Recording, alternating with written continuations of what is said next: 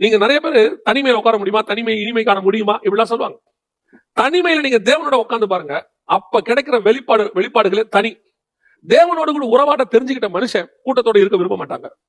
தேவனோட சத்தத்தை கேட்க தெரிஞ்சுக்கிட்டவங்க பெரிய கூட்டத்தோட கூட இருக்க விரும்பவே மாட்டாங்க. பெரிய பெரிய தேவ மனுஷங்களை பார்த்திருக்கிறேன். அவங்களை சுத்தி கிரௌடே இருக்காது. அவங்க எப்ப அந்த கூட்டத்தை முடிச்சுட்டு போய் தேவ சமூகத்துல உட்காரலாம்னு யோசிச்சுட்டே இருப்பாங்க. அதுவும் இயேசு கிறிஸ்துவோட அப்படித்தான். தனித்திருக்கும்படி போனார்னு இருக்கும். பெரும்பாலும் அவர் தனித்திருக்கிறது எங்க போனாரு? வனாந்தரத்துக்கு போனாருன்னு தான் இருக்கும். ஏன் வனாந்தரத்துக்கு போறாரு? ஏன் வனாந்தரத்துல ஒண்ணுமே கிடைக்காது இல்லையோ, எது கிடைக்குதோ இல்லையோ, ஆனால் எனக்கு அந்த தேவனோட கூட இருக்கக்கூடிய ஒரு அனுபவம் கிடைக்கும். வனாந்தரத்தை நீங்கள் உபத்திரம் என்று வைத்துக் கொள்ளுங்கள். அந்த உபத்திரம் இருக்குது. அந்த உபத்திரவத்தில் தேவனுடைய அன்பை நீங்கள் புரிந்து கொள்ள முடியும். அந்த உபத்திரவத்தில் தேவனுடையதான நடத்துதலை நீங்கள் பார்க்க முடியும். அந்த உபத்திரவத்திலே தேவனுடைய ஆறுதலை பார்க்க முடியும். அந்த உபத்திரவத்திலே தேவன் உங்களை தேற்றுகிறதை நீங்கள் பார்க்க முடியும். நம்ம கடந்து வந்த உபத்திரவங்கள் எத்தனையோ இருக்கு.